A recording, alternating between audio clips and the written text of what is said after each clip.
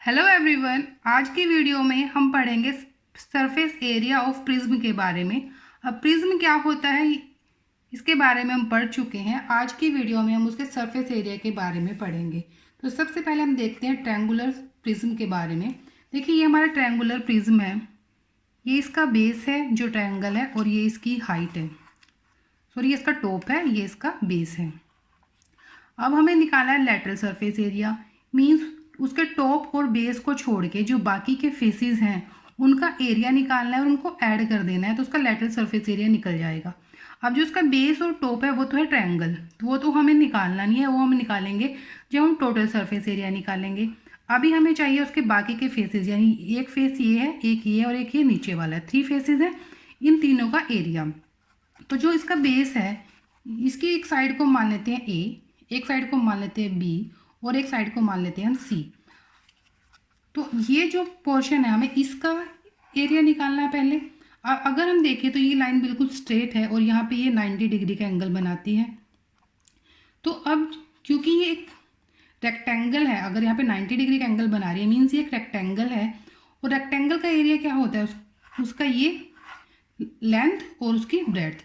अब अगर हम इसकी लेंथ को प्रिज्म की हाइट मान लें, देखिए अगर हम इसको इस तरह से खड़ा करते हैं तो ये इसका टॉप है और नीचे इसका बेस है, तो ये इसकी हाइट होगी, यानी जो ये फेसेस हैं इसकी जो ये लंबाई दिखा रहा है हमें, वो बेसिकली प्रिज्म की हाइट है। तो अगर हमें इसका सरफेस एरिया निकालना है तो हमें क्या करना है, ये वाली लेंथ और ये वाली लेंथ, यानी लेंथ इंटू ब्रेड्थ, जो इसका फर्स्ट फेस है हम इसको लिख देते हैं फर्स्ट। तो first rectangular face, rectangular face area क्या होगा, ये वाली साइड उसकी, यानी इसको हम एल मान लेते हैं, लेंथ इंटू ब्रेड्थ।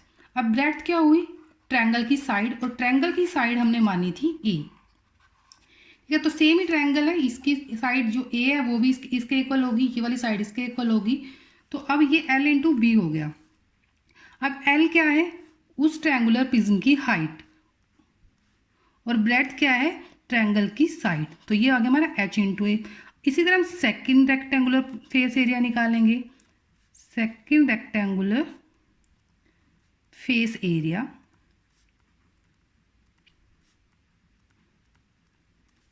अब ये फर्स्ट वाला था, इसी तरह हम इधर वाले का निकालेंगे, सेकंड वाले का। अब इसमें देखिए ये इसकी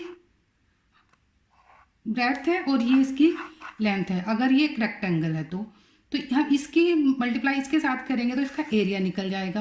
अब ये क्या है, ये भी हाइट है प्रिज्म की, और ये क्या है, ये ट्रायंगल की दूसरी साइड है। अब इसमें हमने बी लिया था, इसमें ए ले लेंगे, तो यानी सेकंड रेक्टेंगुलर फेस एरिया क्या होगा, लेंथ टू ब्रेड्थ का फॉर्मूला लगाएंगे तो एच इंटू बी। अब ये निकल गए बी, इन फर्स्ट के साथ बी, सेकंड के साथ ए, इसको उल्टा भी कर सकते हैं, सेम ही आएगा क्योंकि दोनों ही रेक्टेंगल का एरिया, दोनों में ये वाली जो लेंथ है वो हाइट है जो सेम है, बाकी साइड एक में ए ले लेंगे एक में बी ले लेंगे।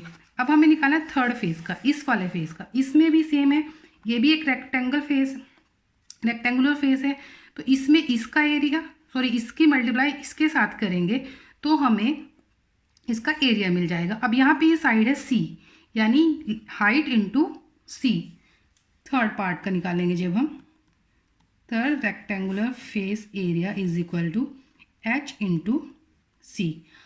अब ये एच है जो ये सब में कॉमन है, ये हाइट है प्रिज्म की। देखिए अगर हम इसको इस तरह रखते हैं तो ये हाइट है, ये भी हाइट है और ये भी हाइट है, तो जो तीनों फेसेस में आएगी।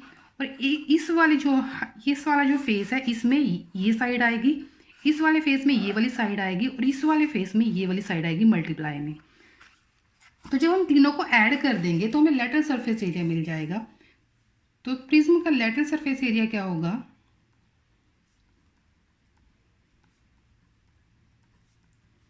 सरफेस एरिया, इन तीनों को ऐड कर देंगे हम, इसको इसको और इसको, जब हम इसको ऐड करेंगे एच इंटू ए, एच इंटू बी, यहाँ पे प्लस आएगा एच इंटू सी। अब देखिए तीनों में एच है तो हम एच को कॉमन ले लेंगे, और अंदर हमारे पास बचेगा a प्लस बी प्लस सी। अब देखिए a प्लस बी प्लस सी क्या है, ये जो बेस है, बेस क्या है, ट्रायंगल। तो ट्रायंगल का जो ट्रायंगल और जो बेस है उसका पैरामीटर है, यही होता है ना पैरामीटर, कि उसकी सारी साइड्स का सम कर दो, उसका पैरामीटर निकल जाएगा। तो यहाँ से हमें क्या मिला, base parameter, base parameter into height, ये होता है प्रिज्म का लेटरल सरफेस एरिया।